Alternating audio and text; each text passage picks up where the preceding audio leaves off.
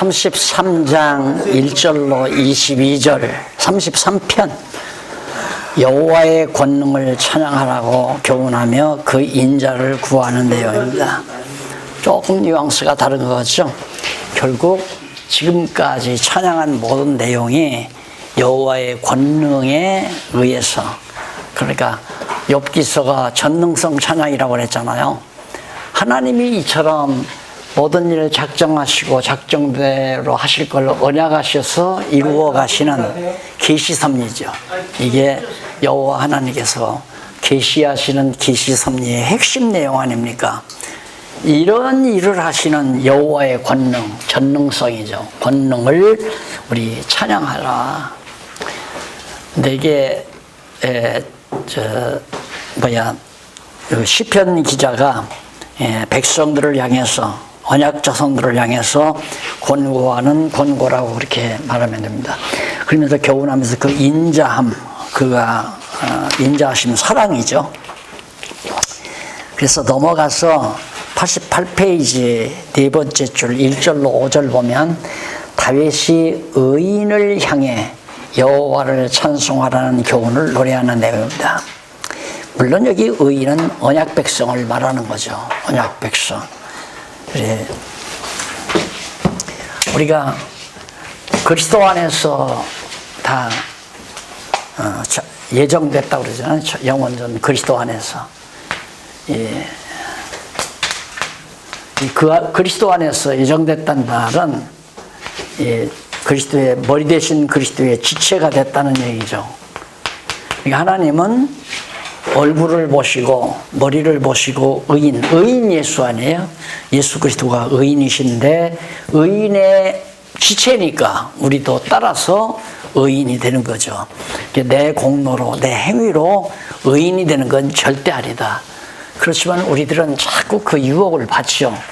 내가 이렇게 선하게 사니까, 내가 복음을 위해서 열정으로 사는 걸 하나님은 이걸 의로 인정하실 것이다. 아니에요. 그것도 내 열정 아니잖아요. 하나님께서 열심을 주어서 하게 하신 거기 때문에 다 그리스도의 공로죠. 내가 의인이 되는 것은 그리스도의 공로 없이는 전혀 불가능하다. 천치도 내 공로에 의해서 의인되는 일은 없다. 이것이 이제 성경이 가르치는 전체적인 흐름이기 때문에 바로 언약 자손, 그리스도의 몸된 우리 성도들을 지칭하는 얘기죠. 이스라엘 다윗 왕국의 백성들이 바로 그리스도의 몸된 성도들을 하나의 모형적으로 보여주는 거 아니겠어요? 그러면서 거기 6절로 9절에 보면 다윗이 천지를 지으신 여호와를 경외하라는 교훈을 노래합니다. 하늘과 땅을 지으신, 여기서 물론 하늘과 땅은 둘째 날에 지은, 운물과 아랫물을 나누어서 지은 하늘과 땅이 아니라 첫날 태초에 천지를 창조하시니라 했을 때 그 땅과 하늘을 말하는 겁니다.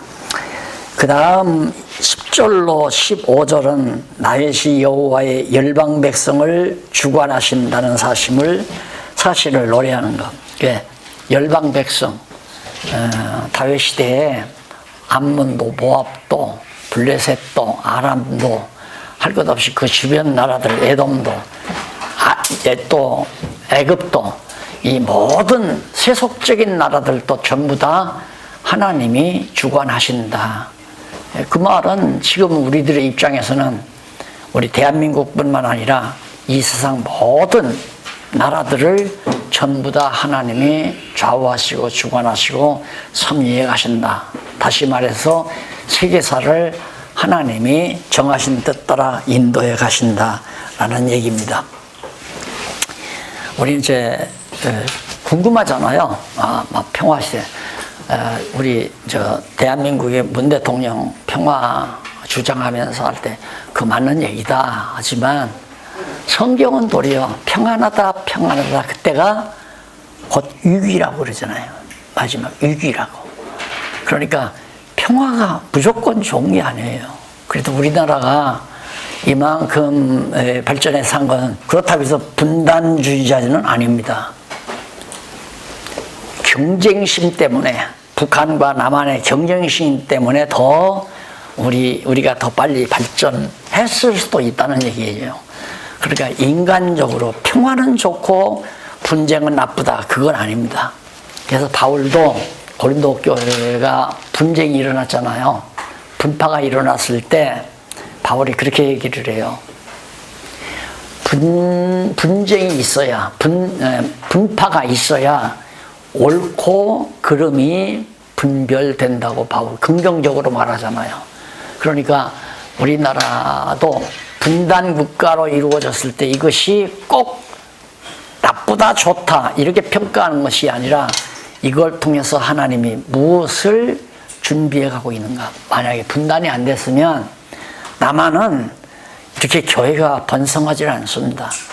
북한의 그 열정파들이 다 내려와 가지고 지금도 남한의 큰 교회들은, 대도시의 큰 교회들은 전부 이북 목사님들이 세운 교회입니다. 이북 목사님, 이북의 성도들이 보따리 장사해가지고, 자, 영락교회도 보따리 장사들이 돈 벌어서 영락교회 교회 터졌고, 평양교회도 마찬가지고, 부산의 부전교회도 마찬가지고, 남한 목사님들이 세우는 거 이제 오순절파, 그러니까 완전히 좀 빗나간 그런 비정상적인 신앙운동을 통해서 그랬고, 뭐 박대선이라든가 문선명이라든가 무슨 구원파라든가 이렇게 이제 약간 언저리 빗나간 자들이 이제 그렇게 했지만은 사실 남북이 정치적으로 분단되면서 신앙적으로는 상당히 큰 도움을 받았죠. 그런 위기 때문에 불안해서 더 하나님께 의지하고 하나님께 매달리고, 그런데 지금 밥 먹을 만큼 살았잖아요.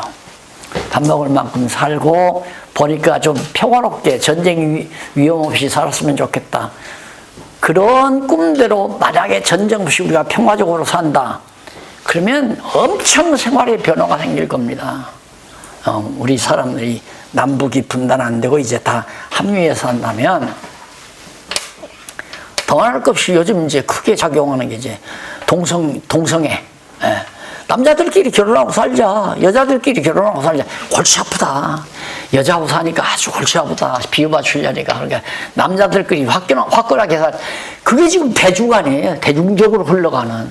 그게 쾌락 누리며 살자는 거죠.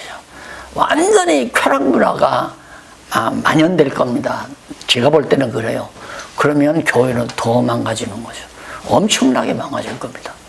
교회에 누가 나오겠어요? 세상이 더 재미있는데.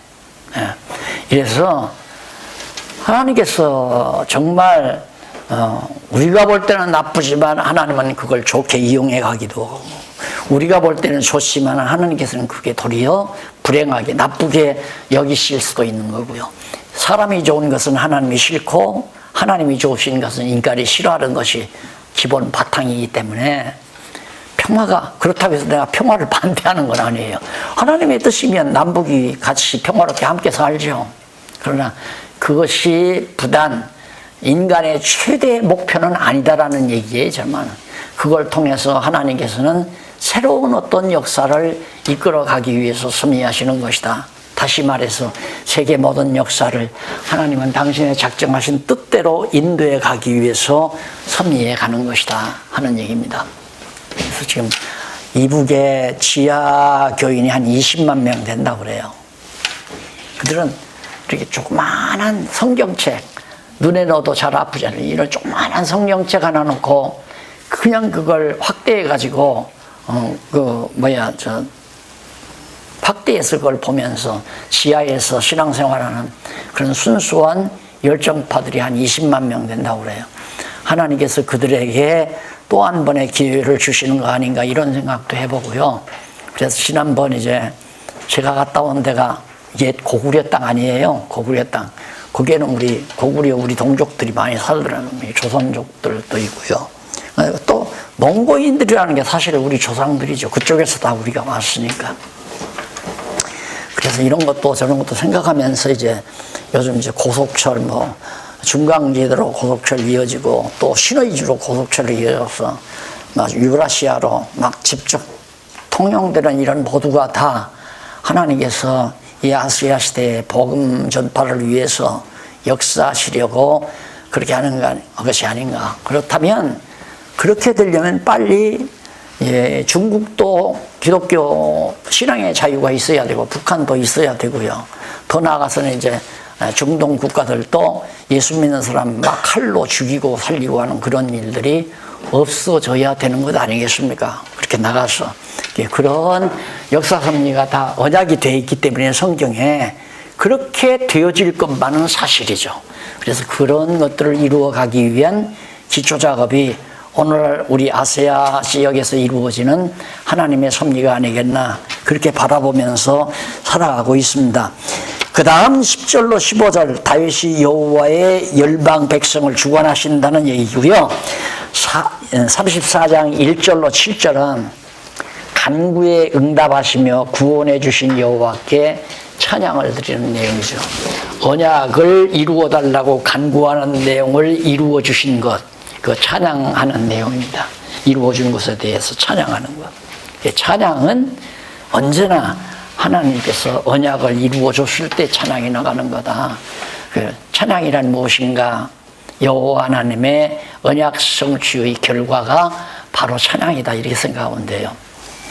그래서 사실 우리가 복음을 전하는 것도 그냥 인간적으로 볼 때는 너무 자연스러운 거죠. 하나님의 말씀을 발견하고 하나님이 하시는 일을 알게 되면 가서 얘기 안 할 수 없잖아요. 사랑하는 사람에게 얘기하게 되고 다른 사람에게도 이 기쁜 소식을 전해주고 알려주고 하는 것, 그것이 바로 여호와에 대한 찬양이라고 말을 했습니다. 그래서 우리가 교회 존재의 의미, 왜 교회가 지상에 왜 존재해야 되는가? 첫째는 진리를 사수하는 거 아니에요? 진리를 보존하는 거, 그게 교회가 할 임무죠. 그 다음에 지키기만 하면 안 되잖아요. 그 진리를 오는 세대에게 전파해야 되니까 그게 적극적인 보호죠. 그게 진리 수호의 적극적인 방법이 뭐냐면 전파하는 거예요. 예를 들면 이 진리가 우리들이 섬기는 교회 안에만 이렇게 있다가 교회에 없어져 버리면 그냥 진리도 없어지고 말잖아요. 그러나 이 진리를 자꾸 전파하게 되면 그 전파되어지는 곳에서 진리가 지켜지고 또 전해지기 때문에, 그래서 교회 전립의 의미는 구원이 목적이 아닙니다. 구원을 목적으로 하는 건 로만 캐토릭 사상이에요. 로마 캐토릭 교회의 교회 전립 목적은 영혼 구원이죠. 영혼 구원. 그러나 우리 프로테스탄티즘의 교회관은 영혼 구원이 아니라 구원받은 성도들이 모여서 진리를 지키고 진리를 전승하는, 후대에 전달하는 이 사명이 곧 교회 전립의 진정한 목적이다라고 하는 것이 우리 개신교의 교회 목적입니다. 다르잖아요. 로만 캐토릭은 구원이 목적이고 우리 개신교는 성령 역사에 의해서, 성령의 역사에 의해서 구원받은 성도들이 모여서 바로 진리를 지키고 전승하는 일이다. 그래서 여기 바로 그겁니다. 간구에 응답하여 주신, 구원해 주신 여호와께 찬양하라. 그 여호와께 찬양하고 또 여호와의 이름을 자랑하라. 34장 8절로 22절 넘어가 보면 의인을 구원해 주시는 여호와를 경외하라고. 다 비슷한 얘기 아니에요. 언약에 따라서 약속한 백성들을, 언약 백성들을 구원해 주시는 그런 여호와. 여호와는 누구냐? 언약 자손을 구원해 주시는 분이다. 그분을 당연히 경외해라 하는 얘기죠. 그럼 여기서 이제 경외하라고 명령문으로 나왔지만은 이것도 언약이에요. 경외케 하는 방법이 뭐냐면 구원해 주시는 겁니다. 언약에서 언약대로 구원해 주신 거. 그러면 경외하잖아요. 그러니까 예를 들면 존경을 받는 방법이 뭐냐면 정말 힘없는 자에게 자기가 힘을 실어서 내가 너 대학 졸업만 하면 큰 회사에 내가 너를 정말 이거 법에 걸리는 일이지만 큰 회사에 너를 취직시켜주겠다. 내 배경을 통해서 약속을 했어요. 그리고 이 사람은 굉장히 가난하고 힘없는 사람인데 그 언약을 믿고 열심히 공부를 해요. 그 대학을 졸업하니까 정말로 약속대로 가서 대학에 좋은 회사에 취직시켜줘서 돈 벌어서 부모님 모시고 살게 해줬단 말입니다.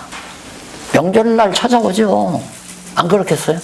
자기의 귀를 그렇게 그게 존경하는 마음 아니겠어요? 그분의 생일날도 찾아뵙고 가끔 전화도 드리고 그 존경하는 마음으로. 하나님도 내가 하나님을 경외하는 게 아니라 경외하게 하시는 거다. 경외하게 하는 방법이 타락해서 이미 영적으로 죽어버린 우리에게 구원해 주실 것을 언약하시고 언약대로 구원해 주심으로 여호와 하나님을 나로 하여금 경외하게 만들어 주신다. 예, 경외하는 건 내가 하는 게 아니라 경외 받으실 분이 경외할 수 있게 해 주시는 것이다. 믿음도 마찬가지잖아요. 내가 안 믿어지는 사람 열심히 믿는 게 아니에요. 한 목사님 내가 전혀 모르는데 내 책가방에 지금 수표 10만 원짜리 10장이 들었어요. 100만 원. 아니 목사님 처음 뵙지만 죄송하지만 나 볼 일인데 이 가방 좀 잡고 막 죽어도 안 하죠. 내가 얼마나 약은 사람인데 갖고 튀면 어떻게 해요? 100만 원 날아가는 거 아니에요. 안 믿어지면 안 되잖아요. 그러면 어떻게 하면 내가 한 목사님을 믿느냐 하면 한 목사님 안 지도 오래되고 자꾸 경험하다 보니까 100만 원 갖고 튈 사람이 아닌 게 믿어지니까 가방 맡기잖아요. 목사님 잠깐 좀 부탁합니다. 나 저기 좀 다녀오겠습니다. 맡아주잖아요. 믿음은 내게서 나는 게 아니라 믿음의 대상인 자로부터 믿게 만드는 것이다. 너무 당연한 얘기란 말입니다. 그런데 자꾸 날더러 믿으라고 그러니까 안 믿어지는데 어떻게 믿느냐 이거예요. 그러니까 안 믿어. 난 무조건 믿어. 무조건 믿으라고 하는 것이 지금까지 교회가 성도들에게 가르치는 얘기란 말입니다. 무조건 믿으라고. 하나님만 계신 게 잘 안 믿어져요. 무슨 소리야. 마귀가 틈타고만 사탄 쫓아내고 기도 열심히 해. 믿어. 그게 믿어지냐 이 말이에요. 그래서 성경을 통해서 이렇게 믿어질 수밖에 없도록 성경이 기록되어 있는데 성경만 가르치면 믿지 말라고 해도 믿죠. 믿지 말라고 해도.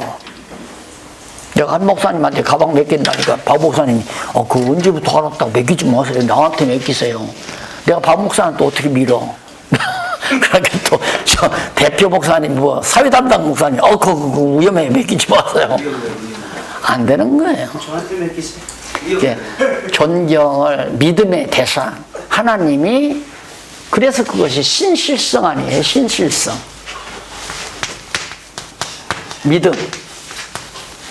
믿음에 실제적으로 믿어지는 신실성. 믿음이 정말 견실하다. 그래서 믿게 할 수 있는 그런 신실성을 여호와 하나님이 가지고 있으니까 그 신실성은 언약하면 반드시 이루어질 때 신실해지잖아요. 언약하면 반드시 이루어져야.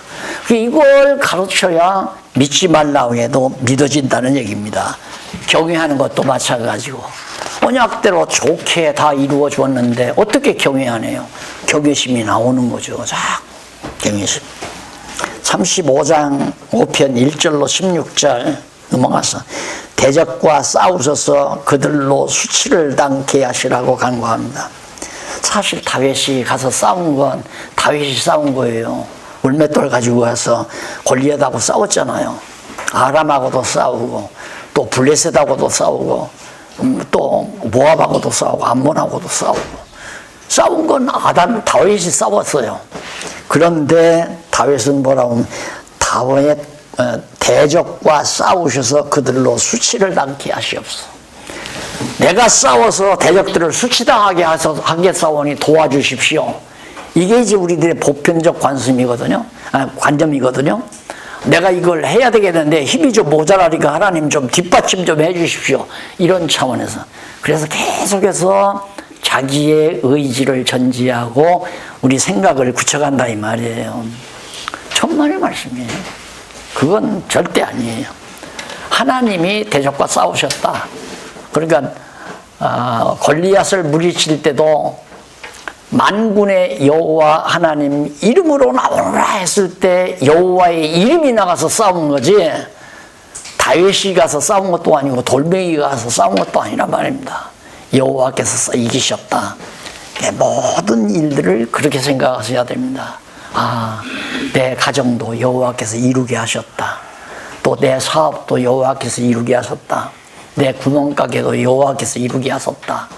모두 다 여호와께서 하게 하셨다라고 믿어야 경외심이 나올 거 아닙니까? 그게 믿어져야. 안 그러면 내가 했다. 너는 못하지. 나는 한다. 이거예요. 그러니까 내가 제일 실수하기 좋은 게 뭐냐면 이철년 교회사에서 성경을 성경대로 가르치는 학자가 없다.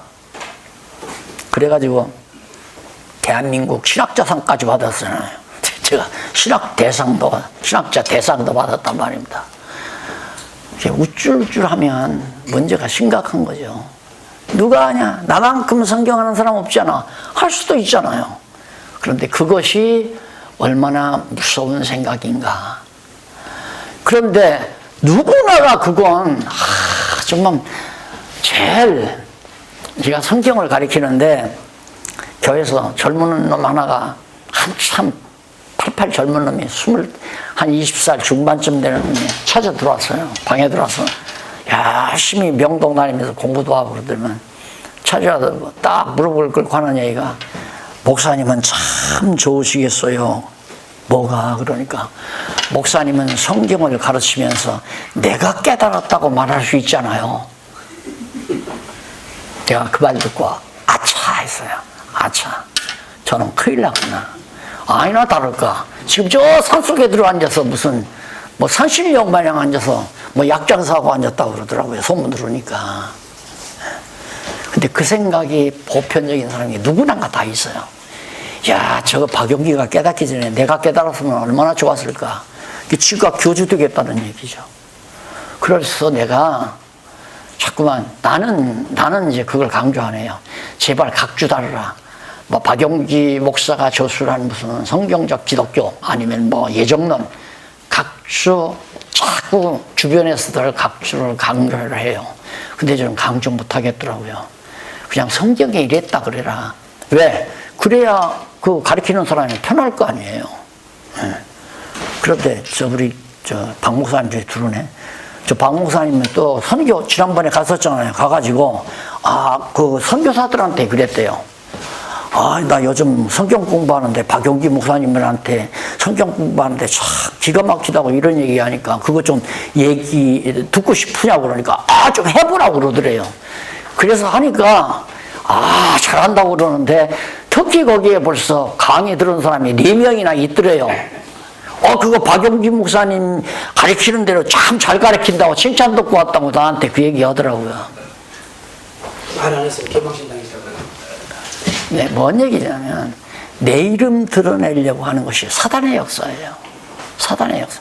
그래서 오죽하면 제가 당론집에 저자 박용기라는 말을 몇 번 그걸 지워버릴까 하다가 독자들에게 예의가 아니잖아요. 유령이 쓴 거, 이놈이 분명히 무슨 이단 소리를 하려니까 이름도 안 밝히고 이런 얘기를 하지.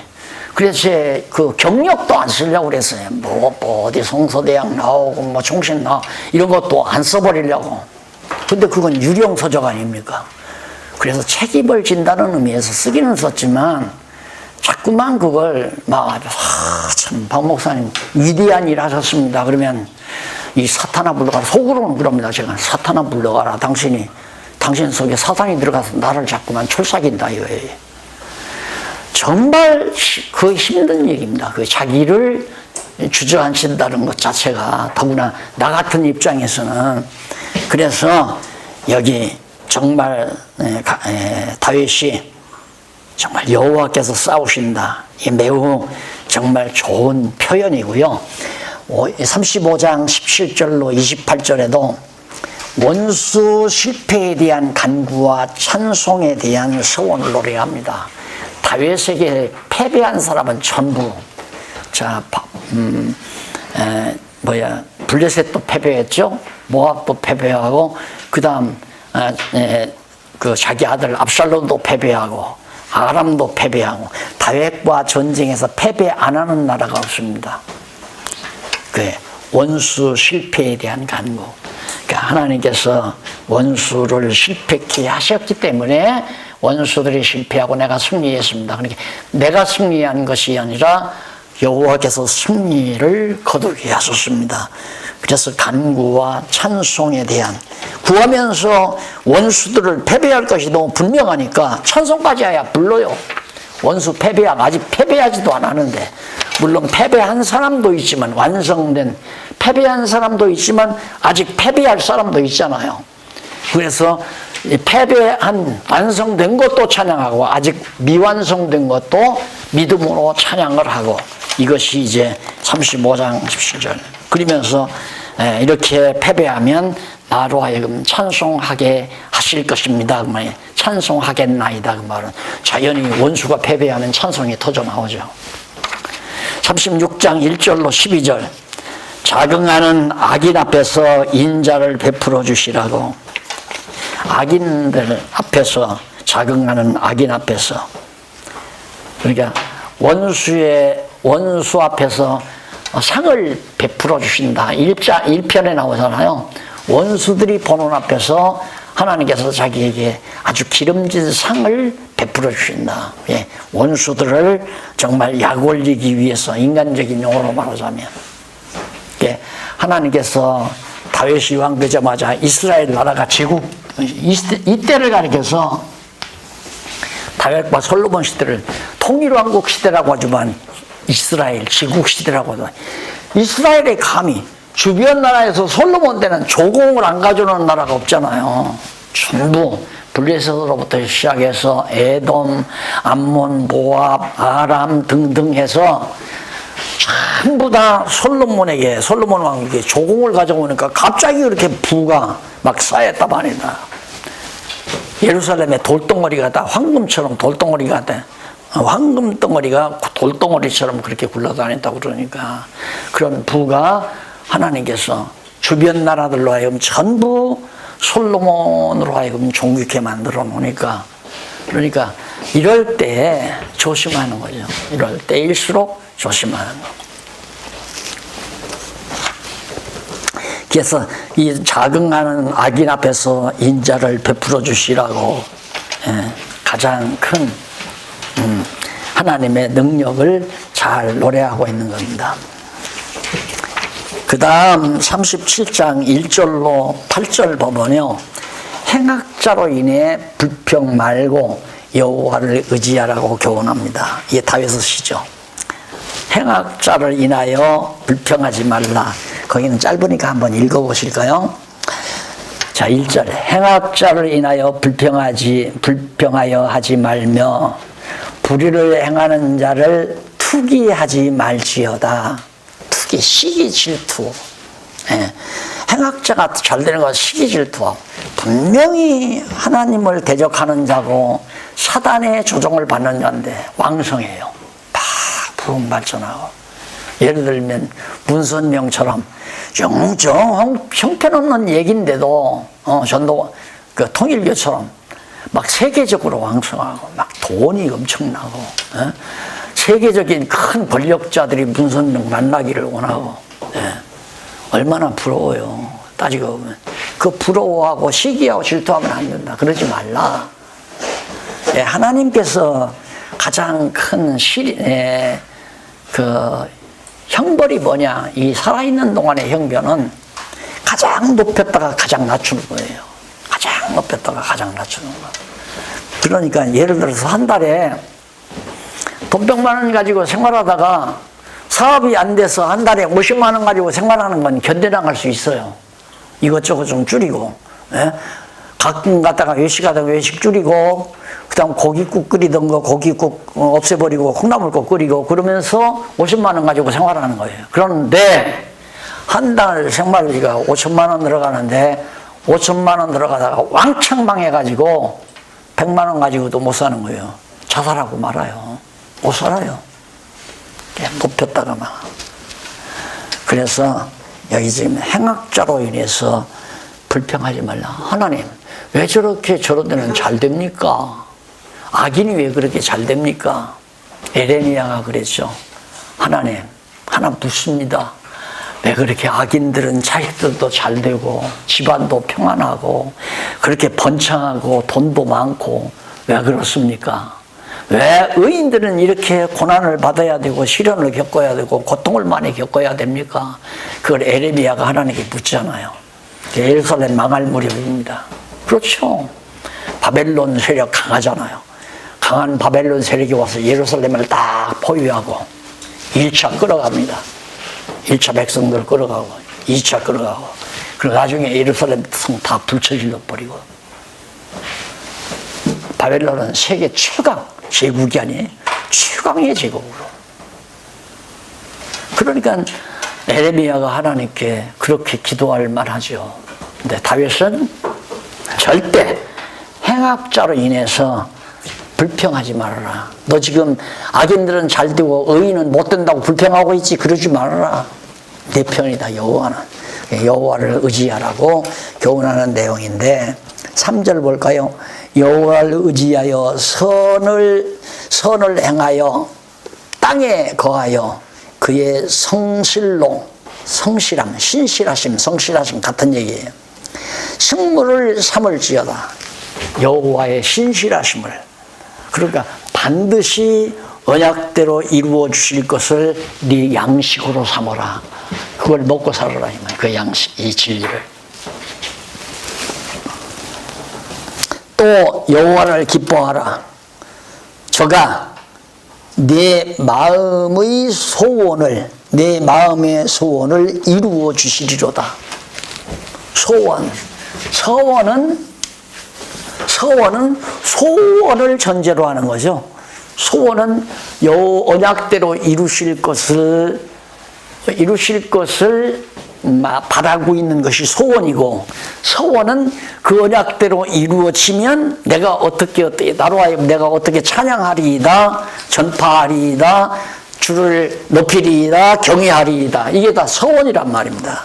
그러니까 소원도 하나님이 우리 안에 주어서 소원을 이루게 해 가시잖아요. 그게 기도라고 하는 건 소원에서 나오는 거거든요. 예. 그게 감사와 간구, 여기 하나님께서 간구하게 하려면 우리 안에 소원을 가지게, 소원을 주는 방법은 언약을 하는 거예요. 내가 이렇게 해주겠다. 그러면 소원이 생기잖아요. 그 소원이 생기면 소원대로 간구할 때 이루어 주는 거죠. 그렇게 해서 여호와 하나님을 경외하고 찬양하게 만들어가는 것.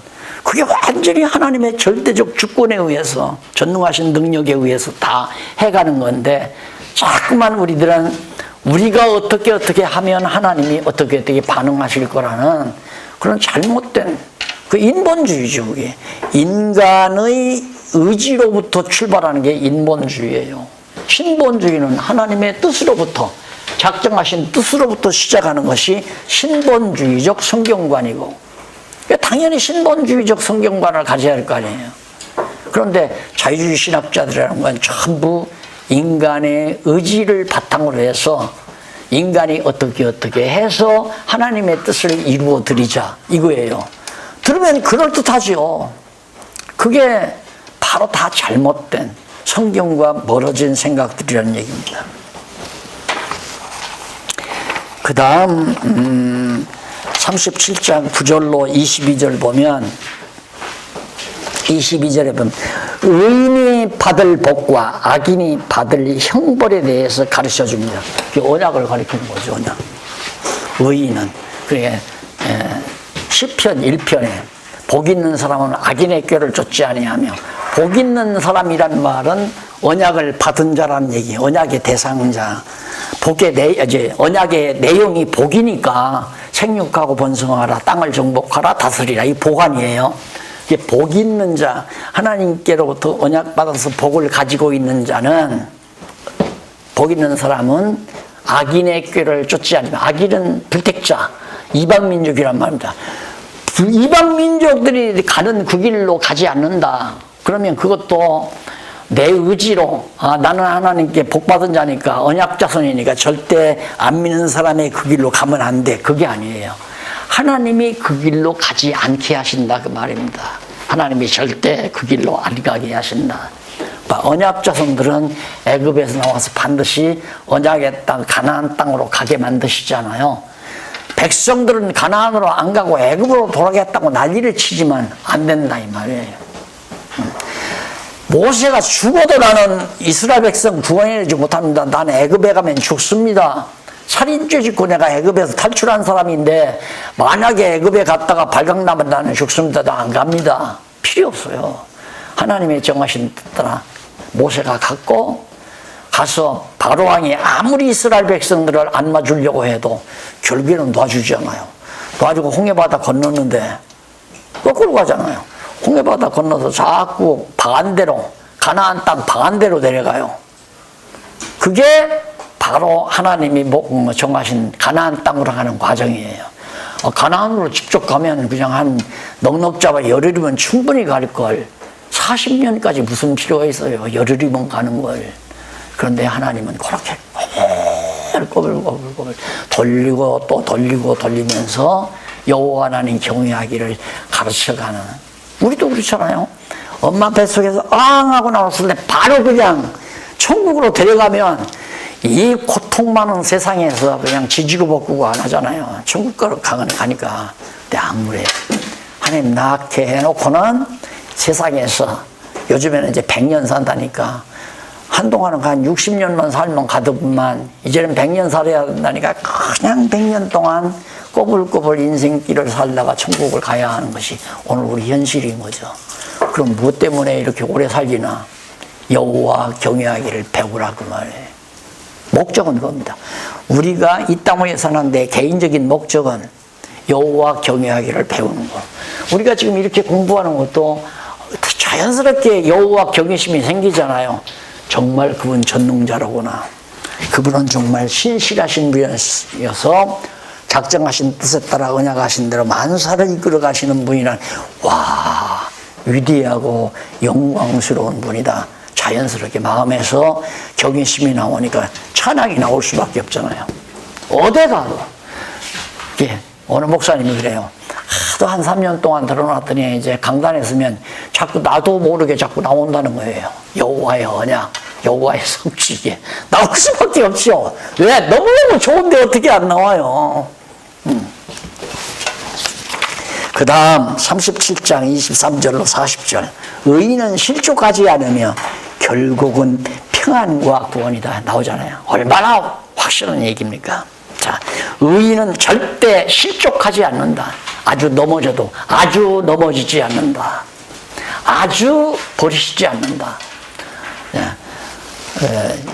택한 백성은 꺼져가는 등불마저 절대 안 꺼져요.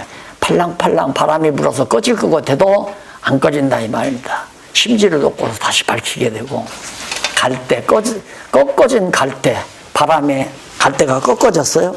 그 완전히 작신하고 마저 꺾는 법이 없으시다 하나님 것을 다시 일으키시지. 그래서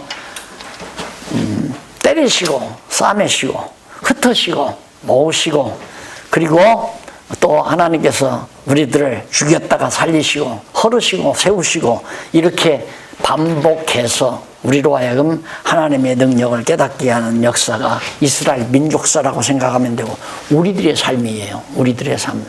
우리들의 삶도 하나님께서 항상 우리를 권고한 날로 주고 형통한 날도 주고 또 권고한 날 줬다가 또 형통한 날 주고 이런 것들이 나를 경외해라 이 말이에요. 하나님의 정하신 뜻대로 우리를 인도해 가기 때문에 그렇게 경외해서 둘을 주어가지고 그런 상황 속에서 세상 만사가 내 뜻대로 되는 게 아니로구나. 내 뜻대로 안 되면 공연히 옆 사람 괴롭히잖아요. 이 성경 공부하면 그럽니다. 당신 때문에 일이 그러는 거야. 내가 그때 하지 말라고 했잖아. 이러면 그 다음에는 갖고 와. 조용히 갖고 와. 쓰자. 도장 찍자. 너하고 못 살겠다. 이렇게 나가잖아요. 근데 그게 아니거든요. 저 사람 때문에 안 된 게 아니라 하나님이 못되게 한 거 아니에요. 하나님이 못되게. 여보, 당신 내가 그 주식 투자하지 말라고 했잖아. 왜 그걸? 근데 아내가 주식 투자한 게 아니라 여호와께서 아내로 주식을 투자하게 만든 거예요. 왜? 이번에 주식 딱 떨어질 때 그냥 완전히 몇 천만 원 손해나라고.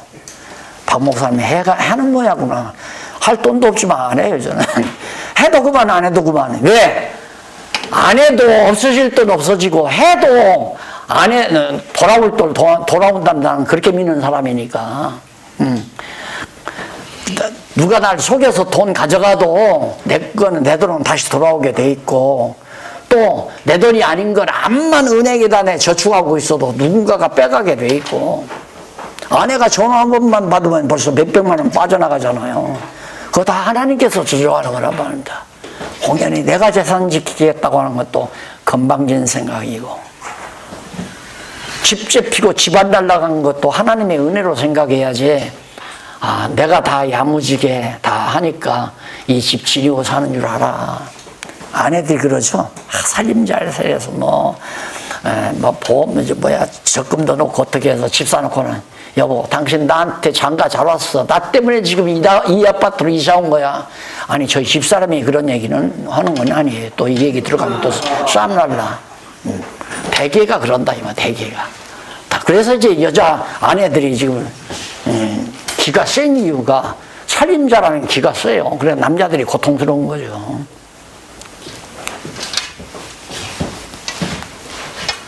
살림 잘해도 남자들에게 비단 좋은 건 아니잖아요. 예? 살림 잘해서 편안히 사는 것도 아닌데 하나님이 살기 위해서 살게 된 건데, 너무너무 좋아요. 의인은 실족하지 않으며 결국 평안과 구원이다. 의인은 이 확실한 결과를 성도들이 알고 그에 대한 구체적인 언어까지 전부 다 파싱해 가면서 내용을 밝혀놨습니다. 마지막으로 네 번째, 한 숟가락 네 번째입니다. 징기할 때의 기원시입니다. 또 얼른 징기할 때, 예수님께서 우리 죄를 대신 매를 맞으시고 그가 찔리심은 우리의 허물을 인하며 그가 상함은 우리의 죄악을 인함이라. 징계, 매 맞은 거 아니에요? 예수님이 우리 대신 매 맞는 것이 우리 죄를 인하여 맞았다 이거예요. 그러니까 징계받을 때 다윗이 말할 수 없는 징계를 많이 받았죠. 우선 그 바세바를 얻어들이고 우리아의 남편 우리아를 갖다가 전쟁에 내보내서 죽였잖아요. 근데 바세바가 첫 아이를 가졌죠. 낳자마자 그 아이가 죽었잖아요. 얼마나 괴로웠겠어요. 바세바 사랑해서 아기를 가졌는데 그 아기가 나오자마자 죽어버렸으니까. 그런 것도 징계죠.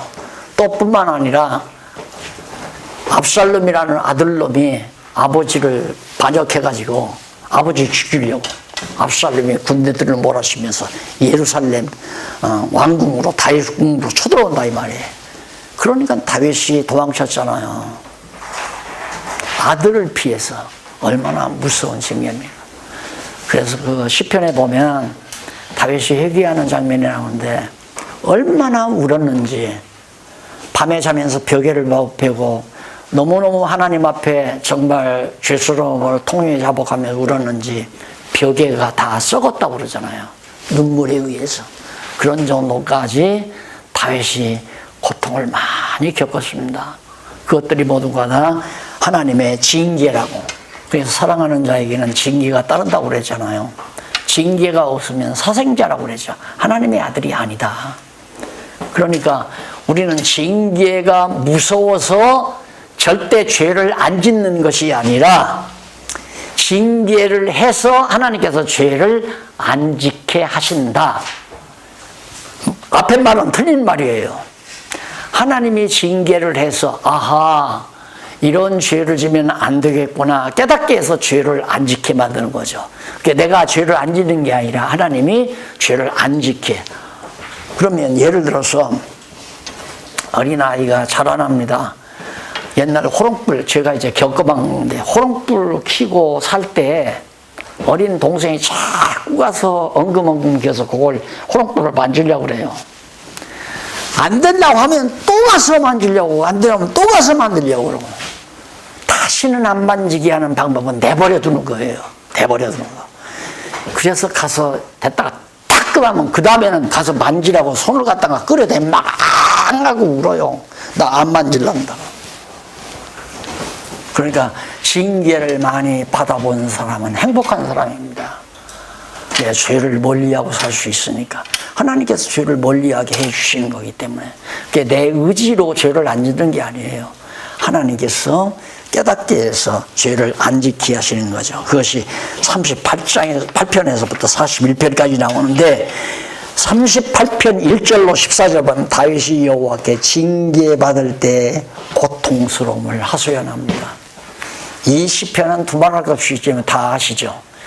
엘리 라마 사박다니 아버지여 아버지여 어찌하여 나를 버리시나이까. 마지막 고통스러워서 하소연하던 그리스도의 그 마지막 십자가 상에서 했던 말씀이 기억나는 대목이죠. 그것에 대한 하나의 모형이에요. 다윗이 말할 수 없이 징계를 받으면서 예수 그리스도도 우리 대신 징계받으면서 그런 고통스러운 마지막 에마디 소리를 하시면서 운명하시죠. 38장 15절로 22절 다윗이 여호와의 응낙을 확신하며 구원하시기를 구합니다. 그렇게 고통하면서도 하나님께서는 응낙, 자기를 다 응답해 주셔서 자기를 구원하신다. 부활을 확신하는. 이게 바울이 이제 예수님이 제자들에게 내가 죽었다가 3일 만에 이제 부활한다, 다시 산다. 제자들이 그 무슨 말인지 몰랐죠. 예수님은 그걸 알아요. 다시 부활한다는 거. 마찬가지로 욥도 다 죽어가면서도 죽어도 낙심하지 않잖아요. 절대 하나님께서 자기를 다시 살린다는 확신을 가지고 여호와만 의지하듯이 예수님께서도 마지막 끝까지 운명하시면서도 여호와를 의지하는 것에 대한 하나의 예언적인 계시시로 38장 바로 우리가 이해할 수 있습니다. 39장 1절로 13절 연약함을 알게 하시고 건강을 회복해 주시기를 간구하는. 너무 죄로 인해서 고민하고 괴로워하던 다윗이 자기가 심히 연약해졌을 때 하나님께서 자기를 다시 건강을 회복시켜달라. 약하게 했다가 강하게 해주시는 것, 죽였다가 살리는 것, 이거에 대한 다 모형과 그림자라고 생각하시면 됩니다.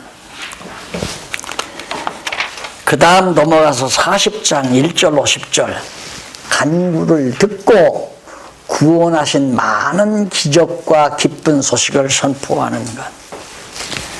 자, 우리가 사도들이 처음 복음을 증거할 때 증거의 핵심이 뭐냐면 예수 부활했다 그거예요. 너희가 십자가에 못 박아 죽인 예수 부활했다. 그러니까 그거 못 전하게 하려고 베드로를 갖다 가뒀잖아요. 가둬놓고는 다시 베드로 꺼내가지고 너 나가서 예수가 부활했단 말만 안 하면 놔주겠다. 사람 말 들으랴 하나님 말씀 들으랴 필요 없다. 나는 예수 부활했단 말 하겠다. 할 수 없이 놔주잖아요. 그래도 바로 그예요. 구원하신 많은 기적.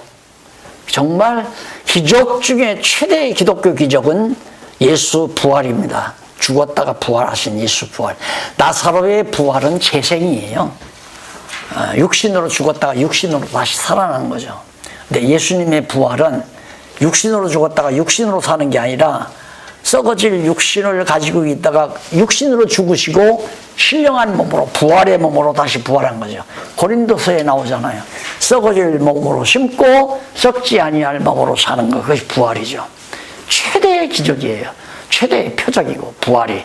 그러니까 우리가 전하는 것도 부활의 표적, 부활의 기적, 이걸 전하는 이유는 예수가 그리스도라는 최대의 표적이니까.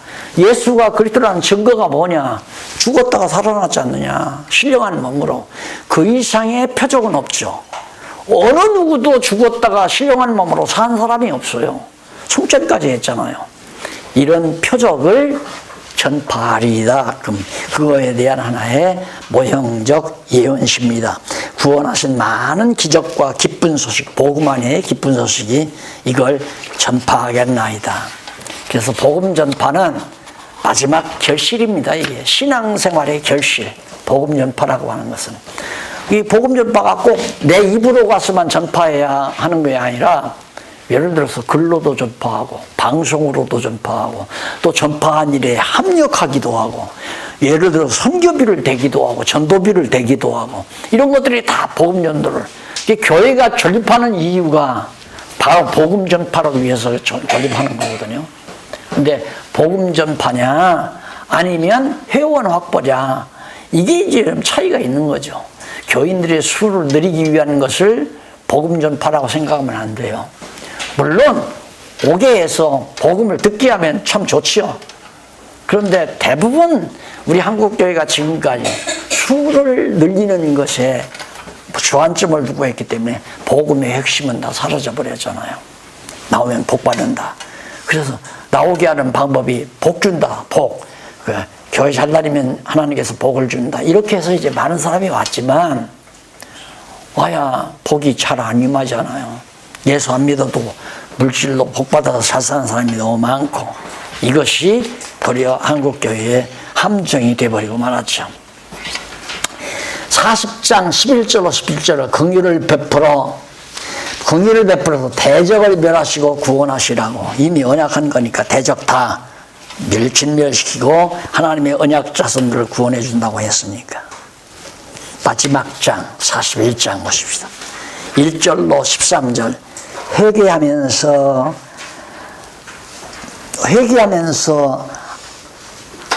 뭡니까? 닭다림 아니? 악담. 예. 회개하면서 악담하는 대적을 보복해 하실 것을 원수 갚는 것 보복해 하실 것.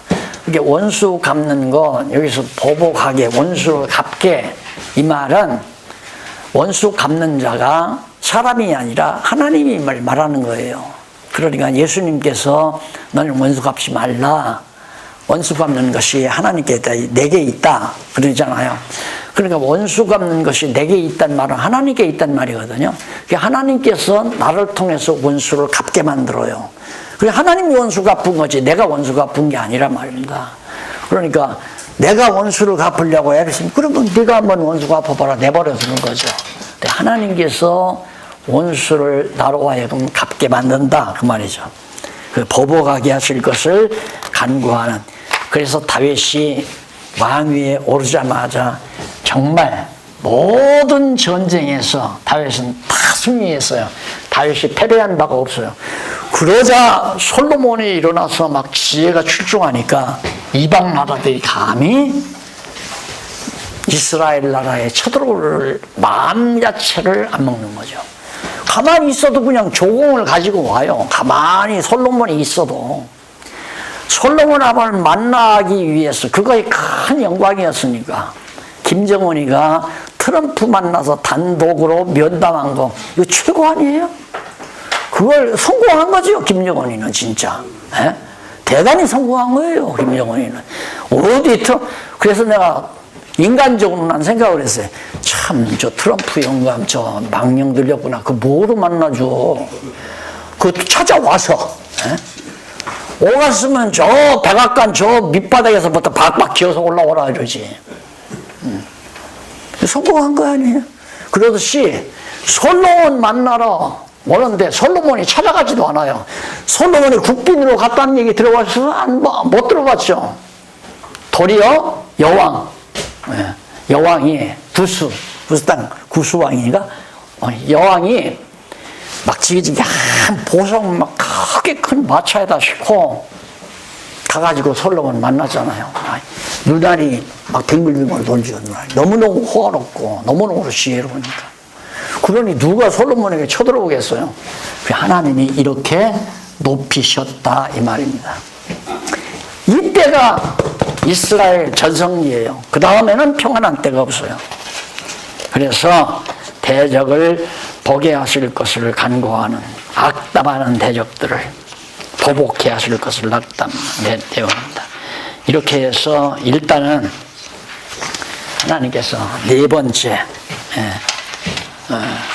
정말 욕보이실 때 징계 때 그러니까 징계할 때나 욕보일 때나 그 다음 뭐 또 여러 가지 앞에서 말한 대로 버림받을 때나 이게 다 십자가 사건과 밀착된 하나의 모형적 예언시라고 이해하시면 시편 강의하기가 참 좋겠죠. 새벽 시간 같은 때 참 좋잖아요. 새벽에는 다 그래도 좀 성숙한 성도들이 나오니까 시편 한 편 한 편씩 읽고 바로 그리스도의 고난과 연결시켜서 설명하면 점점 성도들의 신앙이 견고하고 튼튼하게 정말 세워져 가는 거죠. 다음 시간에 택자의 구원 기원시 똑같은 얘기예요. 이미 택자는 구원을 이루었다고 언약했으니까 언약대로 이루어달라는 기원시가 72편까지 계속 중입니다. 거기도 보면 버림 중에서 기도해요. 하나님께서 버렸을 때 예수 그리스도를 버림받고 하나님께서 버림받은 그리스도의 모습을 예언하는 내용입니다. 다음 주간 만나서 한번 같이 상고하기로 하고 오늘 강의 여기까지 마무리합니다. 기도하십시다. 살아계셔서 역사와 인류의 생사화복을 주장하시는 여호와 하나님 아버지, 우리들이 입으로는 그렇게 자주자주 말을 하지만 실제로 그렇게 믿지 못하는 때가 참 많았습니다. 정말 살아계신 여호와 하나님, 그리고 역사와 인간의 생사화복을 온전히 주관하시는 여호와 하나님 찬양을 할 수 있게 해주시옵소서. 예수님 이름으로 기도드립니다. 수고하셨습니다.